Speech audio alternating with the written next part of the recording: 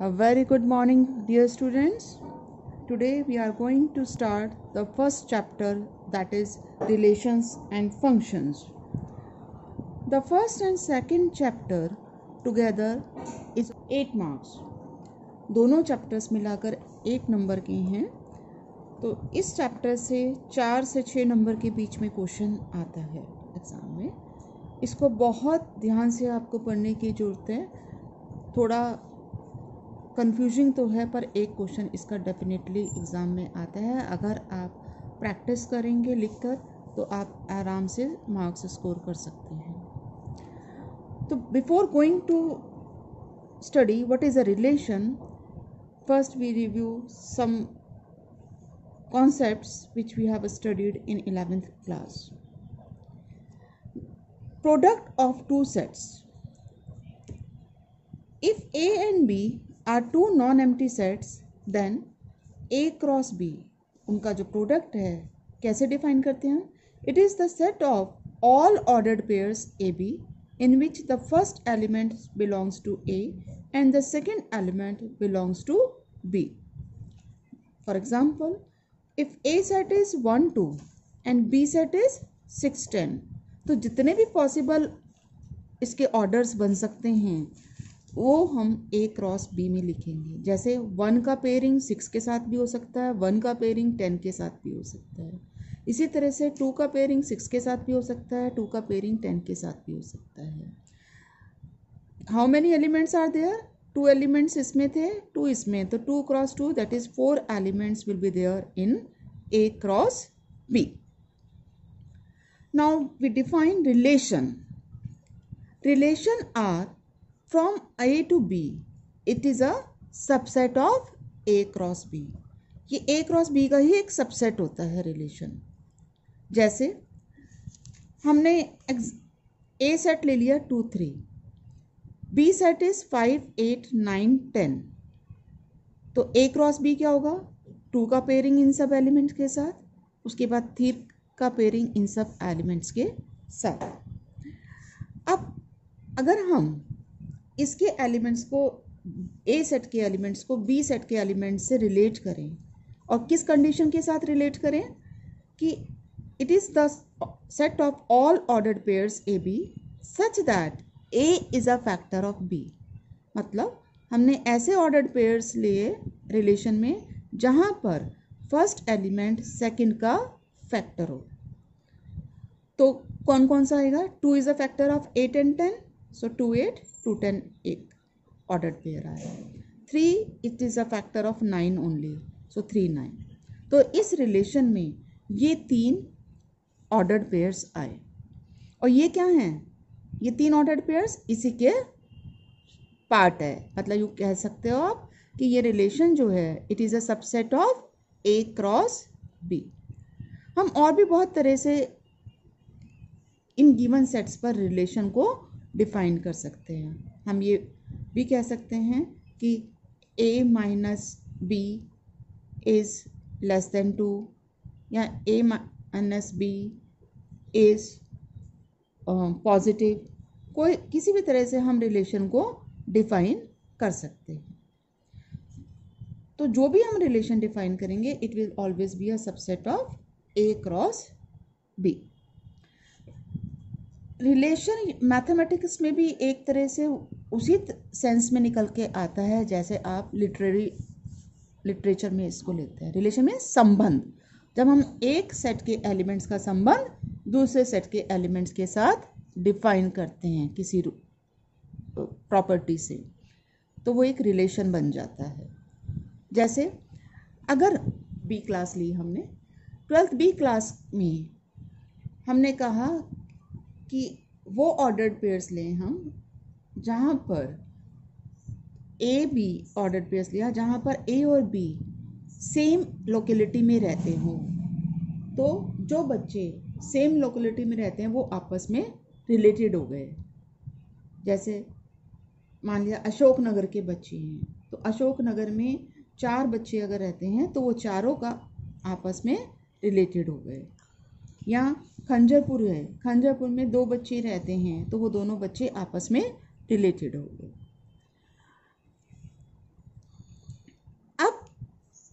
अगर कोई ordered pair किसी रिलेशन को बिलोंग करता है तो हम उसे कैसे लिख सकते हैं? हम लिख सकते हैं ए रिलेटेड टू बी। जैसे हमने इस रिलेशन में ये ऑर्डर्ड पेयर्स हैं तो हम इस क्या कहेंगे कि 2 is related to 8, 2 is related to 10, 3 is related to 9। और जो ऑर्डर्ड पेयर्स जो एलिमेंट्स नहीं हैं, जैसे अब यहाँ पर 2 5 से रिलेटेड नहीं है तो हम क्या लिखेंगे? 2 इज़ नॉट रिलेटेड टू 5। अब बात आती है कि हम कितने रिलेशंस बना सकते हैं सेट ए से सेट बी में, कितने रिलेशंस बना सकते हैं? क्योंकि रिलेशन जो है it is a subset of A cross B. इसका मतलब ए क्रॉस बी के कितने हम सबसेट्स बना सकते हैं उतने ही हम रिलेशंस बना सकते हैं। और कितने, किसी भी गिवन सेट में अगर n एलिमेंट्स हैं तो उसके कितने सबसेट्स होते हैं? 2 टू द पावर n। ये 11th में पढ़ा है हमने कि 2 to the power n subsets will be there for a set which is having n elements. अब अगर ए सेट में m एलिमेंट्स हैं और b सेट में n एलिमेंट्स हैं तो a क्रॉस b में कितने एलिमेंट्स हुए? mn। तो इसके सबसेट्स में कितने एलिमेंट्स हुए? 2 टू द पावर mn, क्योंकि इसमें mn एलिमेंट्स हैं तो 2 to the power mn subsets इसके बन सकते हैं। इसका मतलब इतने ही रिलेशंस भी आप बना सकते हैं। Number of relations will be 2 to the power mn।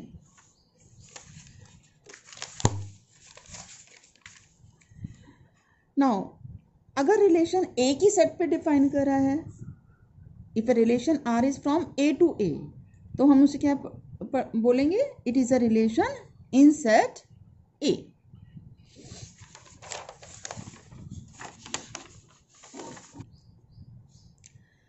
Now types of relation.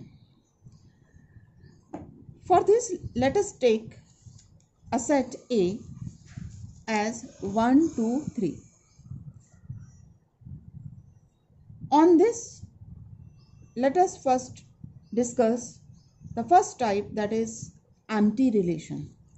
Empty, as the name suggests, empty means खाली, जिस रिलेशन में कोई एलिमेंट नहीं हो। जब कोई एलिमेंट नहीं है, it means no element is related to any element of the given set. So if R is a relation from A to A, हमने डिफाइन करा सपोज इस सेट पर एज, कैसे रिलेशन डिफाइन करा? As the set of ordered pairs a B such that a minus b is equal to 10। मतलब वो elements आपस में रिलेटेड होंगे जहाँ पर जिनका डिफरेंस जो है वो 10 के इक्वल हो। लेकिन यहाँ पर किसी भी दो एलिमेंट्स के बीच में जो डिफरेंस है वो 10 नहीं है। इसका मतलब कोई भी एलिमेंट आपस में रिलेटेड नहीं है। तो ये रिलेशन क्या हुआ? Empty set. और 5 you can write, so a relation is empty if no element of A is related to any element of A. Second is universal relation. Universal मतलब जब रिलेशन जो होगा हमारा वो ए क्रॉस ए के इक्वल आ जाएगा। जैसे इसी सेट पर हमने 1 2 3 पे अगर हमने रिलेशन को डिफाइन किया कैसे कि जो डिफरेंस है उसका modulus is greater than equal to 0, तो यहाँ पर आप किसी भी दो एलिमेंट्स का डिफरेंस लेंगे, 1 1 का डिफरेंस, 2 1 2 का डिफरेंस, या 2 1 का डिफरेंस, 2 3 का डिफरेंस, या 3 2 का डिफरेंस, 2 2 का डिफरेंस, 3 3 का डिफरेंस, वो सब पॉजिटिव आएगा। तो इसमें क्या हुआ? इसमें सारे हमारे ए क्रॉस ए के एलिमेंट्स आ जाएंगे। So such relation it is called the universal relation in which every element of this is related to every other element of the given set, every other or itself. एक example लेते हैं हम और suppose A is set of boys of KV number 1 Roorkee and we define the relation as AB such that A is sister of B. हमने कहा कि वो elements A B से रिलेटेड कब होगा? जब ए बी का सिस्टर होगा। तो इसमें तो कोई भी एलिमेंट होगा ही नहीं, इस रिलेशन में कोई भी ऑर्डर्ड पेयर नहीं बिलोंग करेगा। क्यों? क्योंकि ये सेट ऑफ बॉयज़ है, तो सिस्टर कहाँ कैसे हो सकते हैं? इसका मतलब ये जो रिलेशन है ये हमारा एक एम्प्टी रिलेशन का एग्जाम्पल है। सेकेंड, अगर हमने इसी सेट में डिफाइन किया relation as difference of height of A and B is less than 3 metre,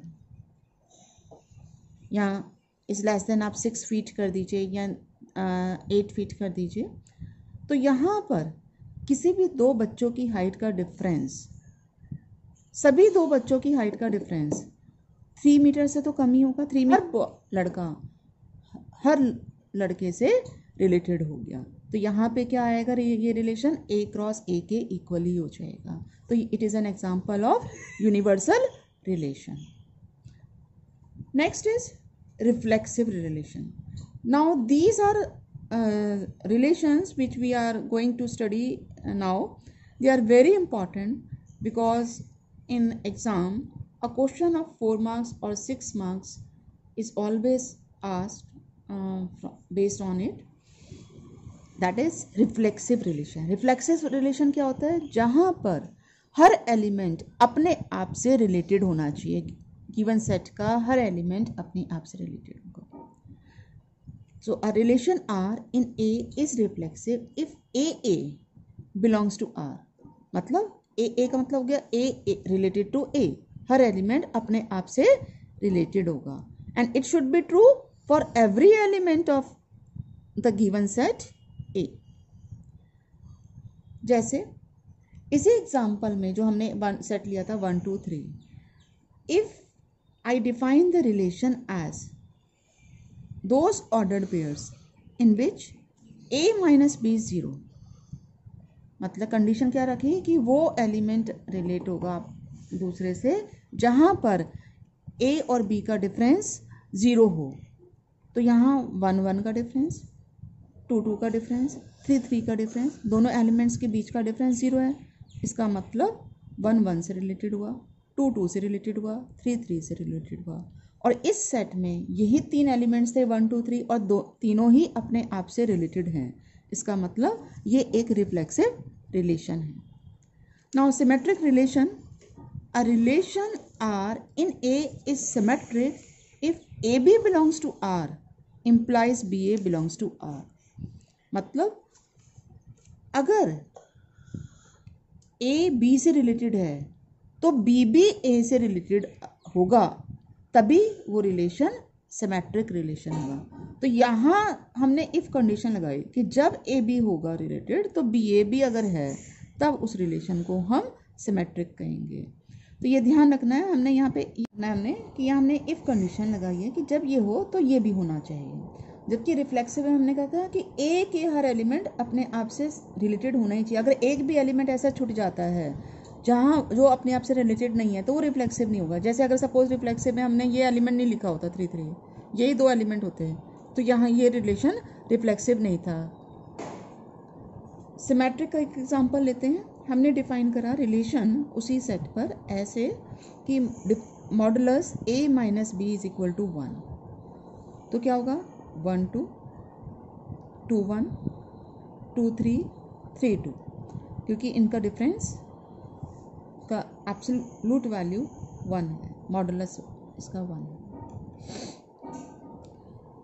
अब यहाँ हम देख रहे हैं कि अगर 1 2 रिलेटेड है, 1 2 से रिलेटेड है तो 2 भी 1 से रिलेटेड है।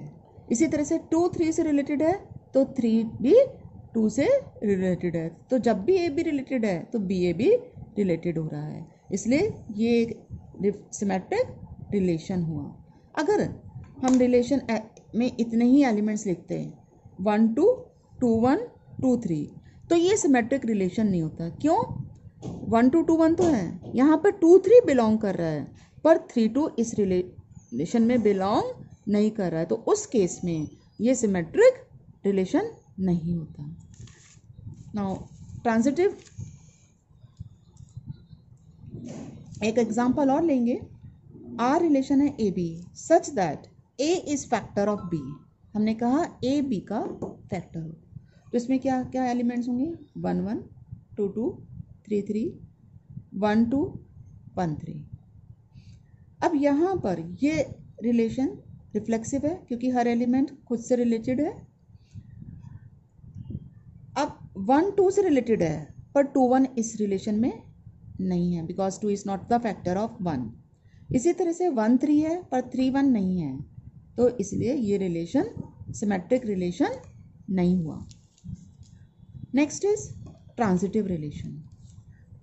A relation R in A is transitive if AB belongs to R and BC belongs to R implies AC belongs to R।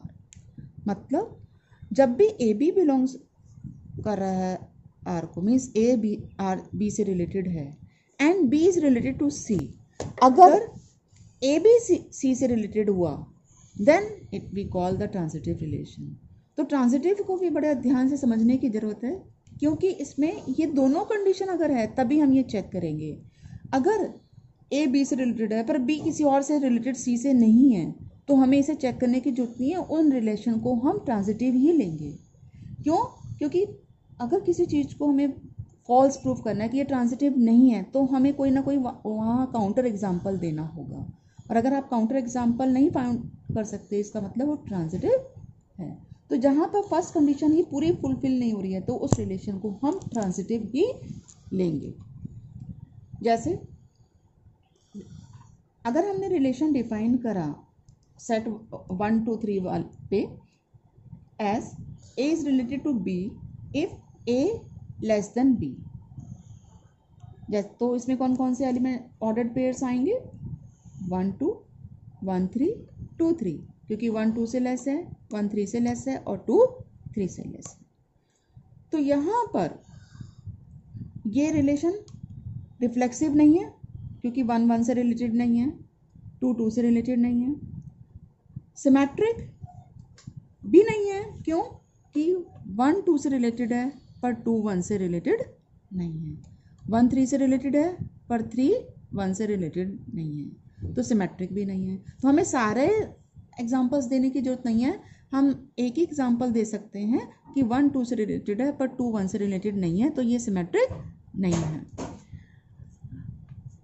Transitivity देखते हैं। यहाँ पर 1 2 से रिलेटेड है, 2 3 से रिलेटेड है, ये ए बी हो गया, ए रिलेटेड टू बी, 2 3 से रिलेटेड है तो बी रिलेटेड टू सी, तो 1 is also related to 3, that is A is also related to C. तो ये रिलेशन ट्रांजिटिव रिलेशन है, रिफ्लेक्सिव और सिमेट्रिक नहीं है। एक और एग्जांपल लेते हैं इसी में, A B such that A and B are prime. तो यहाँ पर ए की ऑर्डर्ड पेयर आएगा 2 3।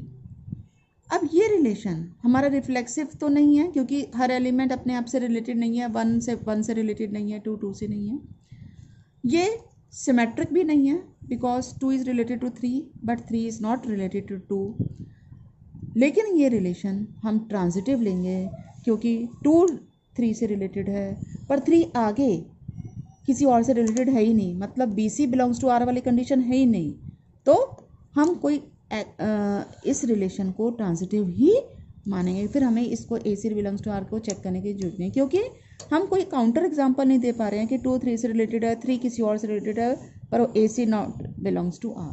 तो ऐसे केसेस में जहाँ पर हम काउंटर एग्जांपल नहीं दे पा रहे हैं वो सब ट्रांजिटिव रिलेशन माने जाएंगे, जहाँ पर फर्स्ट कंडीशन ही पूरी फुलफिल नहीं हो रही है, एक पार्ट है दूसरा पार्ट नहीं है। और जो रिलेशन रिफ्लेक्सिव, सिमेट्रिक, ट्रांजिटिव तीनों होता है उस रिलेशन को हम क्या कहते हैं? Equivalence relation. अगर कोई रिलेशन इन तीनों में से एक भी नहीं है, या तो वो रिफ्लेक्सिव नहीं है तो भी वो इक्विवेलेंस नहीं होगा, या वो सिमेट्रिक नहीं है, रिफ्लेक्सिव और ट्रांजिटिव है तो भी वो इक्विवेलेंस नहीं होगा, या रिफ्लेक्सिव सिमेट्रिक है और ट्रांजिटिव नहीं है तो भी वो इक्विवेलेंस नहीं होगा। तो जब तीनों होगा वो तभी वो इक्विवेलेंस रिलेशन होगा। That's all for today.